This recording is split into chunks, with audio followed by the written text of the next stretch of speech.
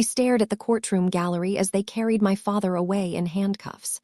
My brother Carlos's eyes burned into me with hatred from across the aisle. How had we gone from picture-perfect family to this? A father sentenced, a brother disgraced, and a sister returned from the dead. Have you ever discovered that your entire family was built on lies? What would you do if the people meant to protect you were the ones you needed protection from? Let me know in the comments, and like this video if you've ever had to stand up against your own family. My story might help you find your courage. My name is Crystal Martinez. I'm 27, and until last year I lived a normal life in Las Vegas.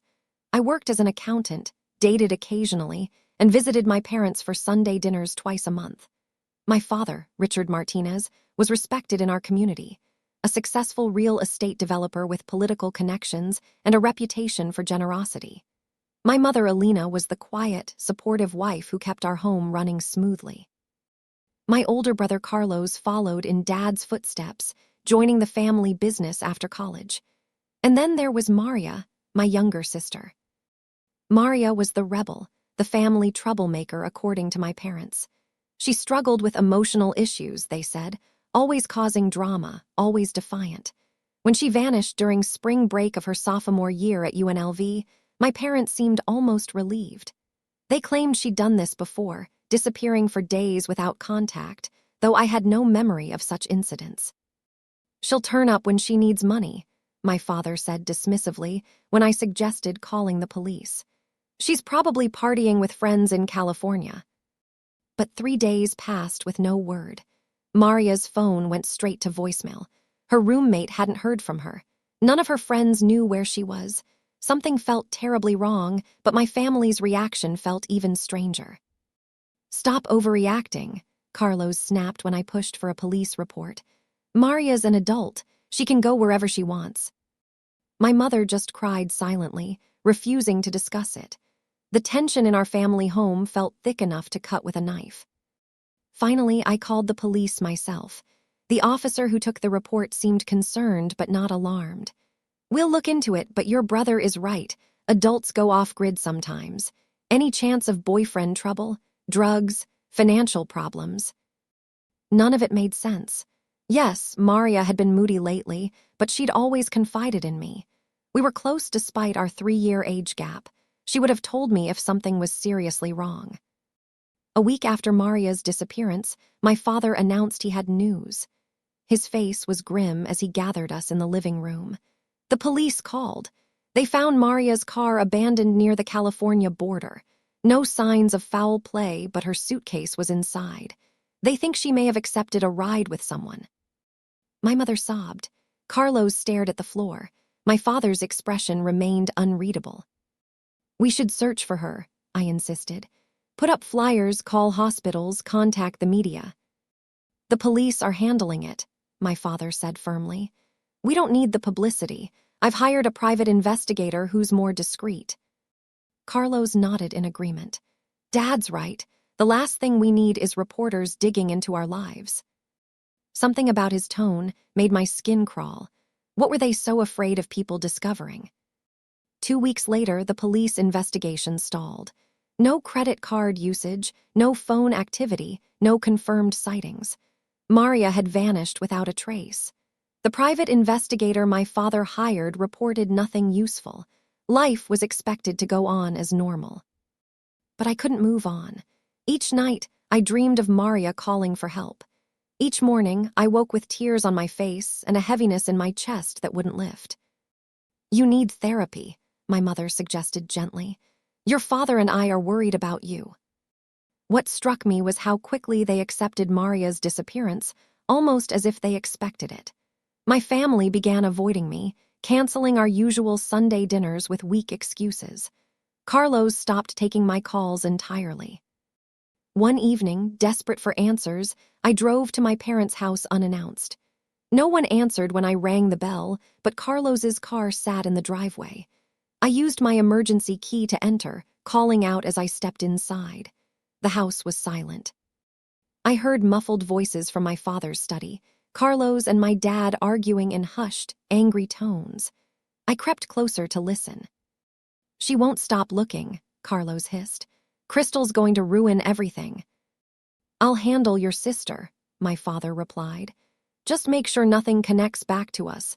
The police have no reason to suspect anything. And if they find something? They won't. We've covered our tracks.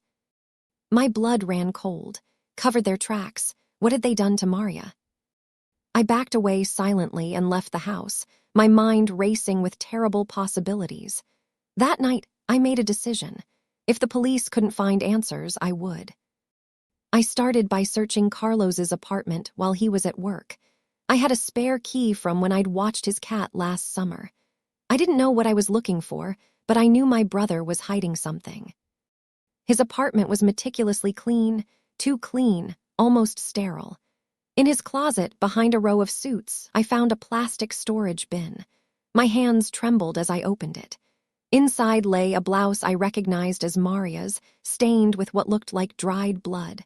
Beneath it was a small diary with my sister's name written inside the cover. I sank to the floor, diary clutched to my chest, fighting waves of nausea. Why did Carlos have Maria's blood-stained clothes? Had he hurt her? Killed her? I couldn't process the thought. I flipped through the diary with shaking hands. Most entries were mundane, classes, friends, complaints about our parents. But the final entries took a darker turn. Dad came into my room again last night. I told him I'd tell Mom if he didn't stop. He laughed and said she already knows. My stomach lurched. No, this couldn't be real. Carlos caught me packing, said I can't leave, that it would destroy the family. Told me to shut up and deal with it like he had to. What does that mean? Did Dad hurt him too? The final entry was dated the day before Maria disappeared. Crystal is the only one I can trust, but I can't drag her into this hell. I'm leaving tomorrow, starting over somewhere no one can find me. I photographed every page with trembling hands, replaced the diary, and fled Carlos's apartment. In my car, I vomited until there was nothing left but bitter bile. The father I thought I knew, the man the community respected, had been abusing my sister. And Carlos knew, my mother knew. Everyone knew except me. That night, I couldn't sleep. Every memory of my childhood reorganized itself around this terrible revelation. Dad's insistence on tucking in Maria at night, the way she flinched when he touched her shoulder, her sudden withdrawal and emotional problems as a teenager. Had he abused Carlos too? What about me? I searched my memories but found no instances of inappropriate behavior toward me. Why had I been spared? The question haunted me. I needed more evidence. The diary alone wouldn't convince the police. It would be my word against my powerful father's. I needed proof Maria was alive, and I needed concrete evidence of my father's crimes. I created a fake social media profile and began searching for Maria across platforms. I contacted her college friends, claiming to be a cousin trying to reconnect. Most knew nothing, but one girl, Alicia, responded differently. I promised not to say anything, she wrote, but I'm worried about her too. We should meet. Alicia and I met at a quiet coffee shop away from campus. She was nervous, constantly checking the door as if expecting someone to walk in. Maria made me swear not to tell anyone where she went, she began. She was terrified, Crystal, said her father would kill her if he found her. Do you know why she ran? Alicia hesitated. She never gave details, but she said her home wasn't safe, that her father had been hurting her for years. My chest tightened.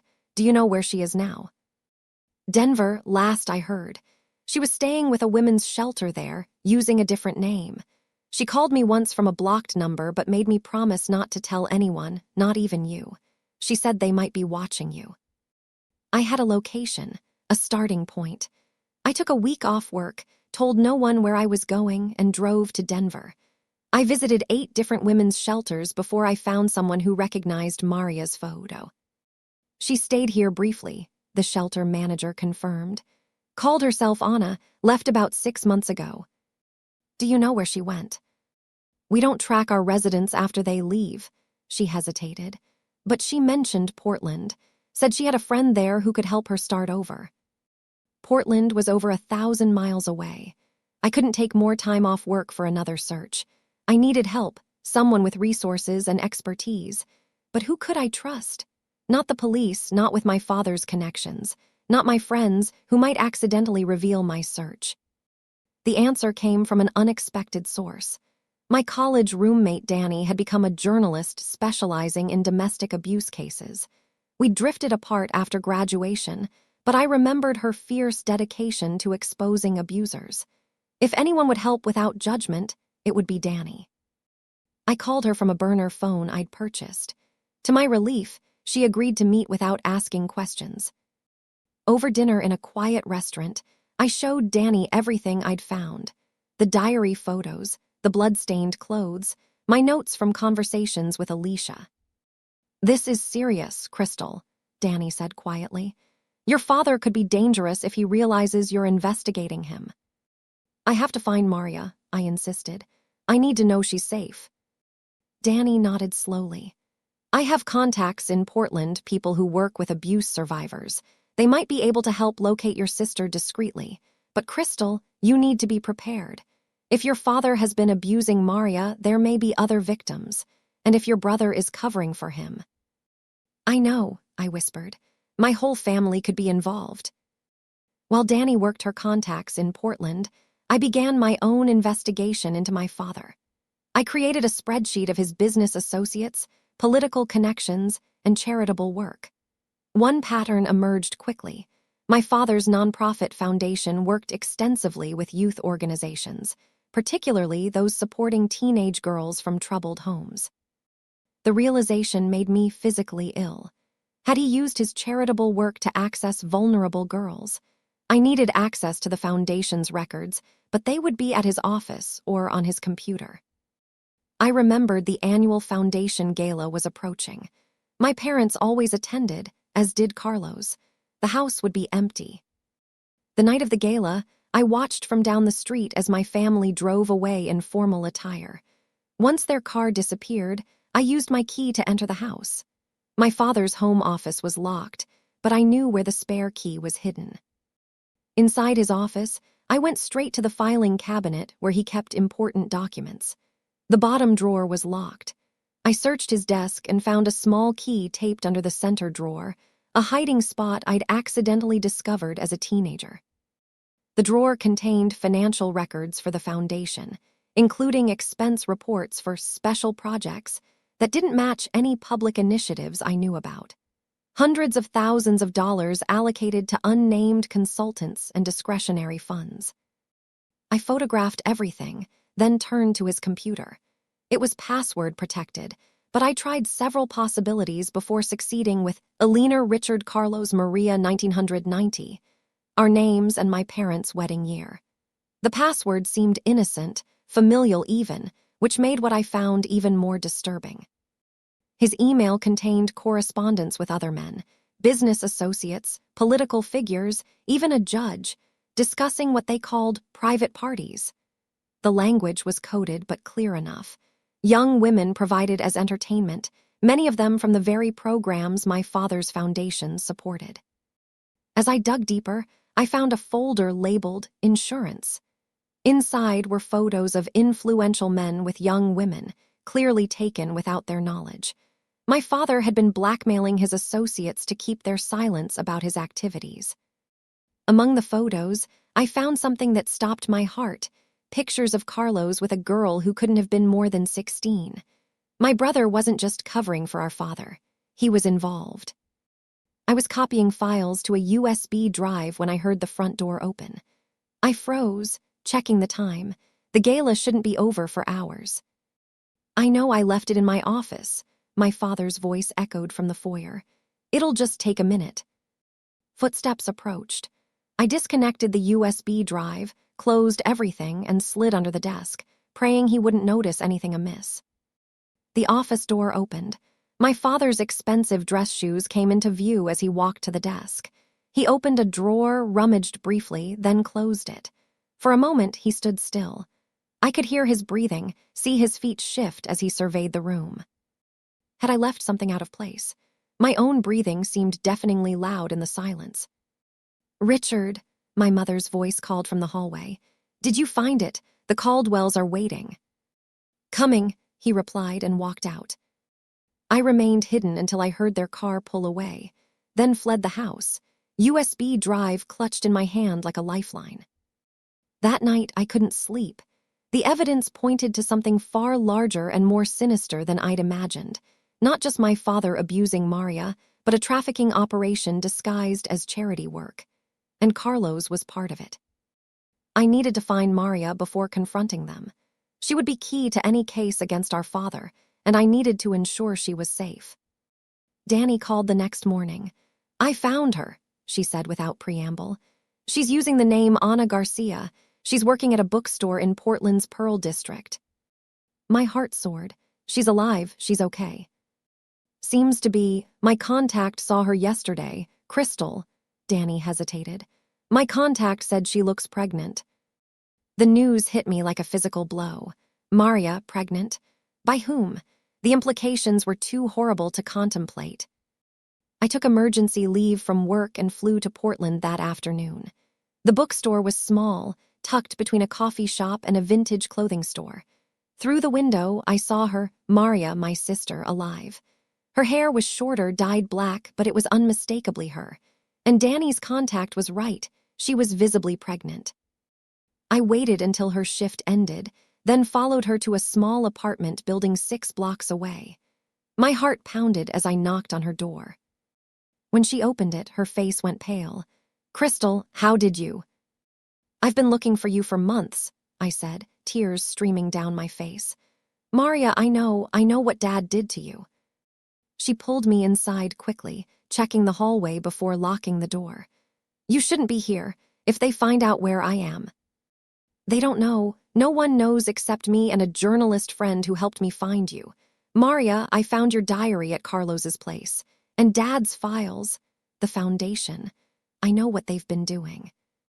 Maria sank into a chair, hands protectively cradling her belly. "How much do you know?" "Enough to go to the FBI. Dad's been trafficking girls through his foundation. Carlos is involved, and they hurt you." She nodded slowly, tears forming. "For years, since I was 12, Mom knew but she pretended not to see. When I threatened to expose them, Carlos caught me trying to leave.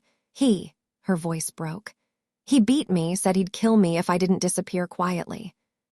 I looked at her pregnant belly, dreading the answer to my next question. "The baby?" "Is Dad's," she whispered. "His final violation before I escaped. I couldn't end the pregnancy. It felt wrong to punish an innocent child for his crimes." I held her as she sobbed, my mind racing with rage and pain and determination. "Maria, we're going to make them pay for what they did, all of them, but we have to be smart about it." "You don't understand how powerful Dad is," she said.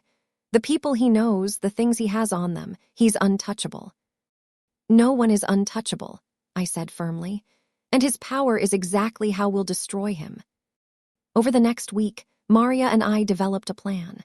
She agreed to testify against our father and Carlos, but only after we had gathered enough evidence to ensure they couldn't escape justice. I couldn't risk returning to Las Vegas yet. If my family realized I knew the truth, they might destroy evidence or worse. Danny connected us with a federal prosecutor who specialized in trafficking cases. Agent Keller listened to our story without judgment, reviewing the evidence I'd collected. "This is a solid start," she said, "but we need more to ensure convictions. Bank records showing money movement, testimony from other victims, and ideally catching them in the act." "How do we do that?" I asked. "You go home," she said simply. "Act normal. Pretend you've given up looking for Maria. Meanwhile, we'll monitor your father's activities and build our case." The thought of facing my family, pretending I didn't know their terrible secrets, made me physically ill. But I agreed. For Maria. For all the girls my father had hurt. I returned to Las Vegas with a recording device provided by the FBI. Every Sunday dinner, every family gathering became an intelligence operation. I watched my father pray before meals, speak lovingly to my mother, all while knowing what monster lurked beneath his respectable facade. Carlos was harder to face. My brother, who had beaten our pregnant sister and threatened to kill her, now asked about my dating life and career as if he cared. I smiled through gritted teeth, playing the role of unsuspecting sister while secretly recording their conversations. 3 months passed. The FBI identified 5 other victims willing to testify. Financial records showed hundreds of thousands of dollars flowing through shell companies. But we needed the insurance photos my father kept, proof that would prevent his powerful friends from helping him escape justice. The opportunity came when my parents announced a weekend trip to their cabin in Utah. Carlos would be attending a bachelor party in Miami. The house would be empty for 3 days. Agent Keller assembled a team. With a warrant in hand, we entered my parents' home. I led them directly to my father's office safe, hidden behind a false bookshelf panel. The combination was my mother's birthday, the one sentimental weakness in my father's armor. Inside the safe, we found everything we needed. More photographs, financial records, even a list of clients with their preferences and prices paid. Among them were names that made Agent Keller's eyes widen: a state senator, 2 judges, several prominent businessmen. "This is bigger than we anticipated," she murmured.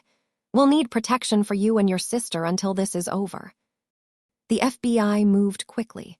My father and Carlos were arrested simultaneously, Dad at his cabin, Carlos as he stepped off his flight from Miami. My mother was detained as an accessory. The news exploded across Las Vegas media. Prominent developer arrested in trafficking ring. I was placed in protective custody until the trial. Maria was moved to a secure location where she could receive proper prenatal care. 6 weeks later, she gave birth to a healthy baby girl whom she named Hope, a testament to her belief in a better future. The trial lasted 3 weeks. I testified about finding Maria's diary, the blood-stained clothes, the foundation records. Maria testified via video link, unable to face our father in person. Other victims shared similar stories: grooming, abuse, threats to ensure silence. My father's powerful friends abandoned him. The insurance photos ensured they wouldn't interfere with the prosecution. Carlos tried to cut a deal, offering testimony against our father in exchange for leniency. The prosecutor refused. The evidence was too overwhelming. The jury deliberated for just 4 hours before returning their verdict: guilty on all counts. My father received multiple life sentences without possibility of parole. Carlos got 30 years. My mother, who claimed ignorance despite evidence to the contrary, received 5 years for criminal negligence and obstruction of justice. As I sat in the courtroom watching my father being led away in handcuffs, his eyes met mine. There was no remorse there, only cold hatred. Carlos looked back at me too, his expression one of betrayal, as if I were the one who had destroyed our family. But our family had never been real. It was a facade hiding monstrous crimes. The truth had finally shattered the illusion. The media called me a hero. The victims' families thanked me for my courage. But I felt no triumph, only a profound grief for the family I thought I had, and the innocence I could never reclaim. Maria and baby Hope moved in with me after the trial. We're learning to be a family, a real one built on truth and love, not secrets and fear. Hope will grow up knowing only kindness and protection. The cycle of abuse ends with us. Sometimes I wonder if I could have seen the truth sooner, if I could have saved Maria years of suffering. But I've come to understand that abusers like my father are masters of deception, and guilt serves no purpose now. My focus is on healing, on supporting Maria, on giving Hope the childhood neither of us had. The foundation's assets were seized and redistributed to organizations truly dedicated to helping abuse survivors. Maria and I established a trust to support the victims of my father's crimes. It's not enough to erase what happened, but it's a start. People often ask if I hate my father. The truth is more complicated. I hate what he did. I hate the person he truly was. But I also mourn the father I thought I had, the one who taught me to ride a bike, who cheered at my graduation. That person never really existed, and I'm still learning to accept that. They say revenge is a dish best served cold. But this wasn't about revenge in the end. It was about justice, about protecting others from monsters wearing the masks of respectable men, about reclaiming our story and writing a new ending. Maria named her daughter Hope because she believes in redemption. I named our foundation Truth because I believe sunlight is the best disinfectant. Together, we're building something new from the ashes of what we lost. If you're living with secrets that are destroying you from within, know that there is a way out. The truth may be painful, but freedom lies on the other side of that pain. And you're stronger than you know. I never thought I could stand against my own family, but when faced with the choice between comfortable lies and difficult truth, the truth will set you free. Have you ever had to choose between family loyalty and doing what's right? I'd love to hear your stories in the comments. And if this story helped you feel less alone in your own struggles with family secrets, please subscribe to this channel.